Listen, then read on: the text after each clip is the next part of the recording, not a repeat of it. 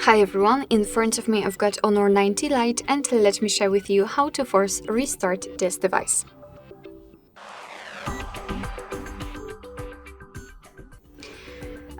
The force restart or soft reset operation will be useful if for some reason your device stopped working properly. So, for example, the app crashed and you cannot do anything, your device does not respond to your touches, then you can try to force a restart it. So it will restart the system and will get back to its regular normal state.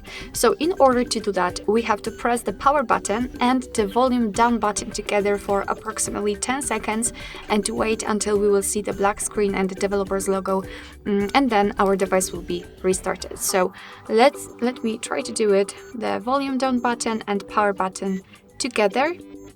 Of course, ignore the thing that I've just made the screenshot. It is because it is also the shortcut for the screenshots.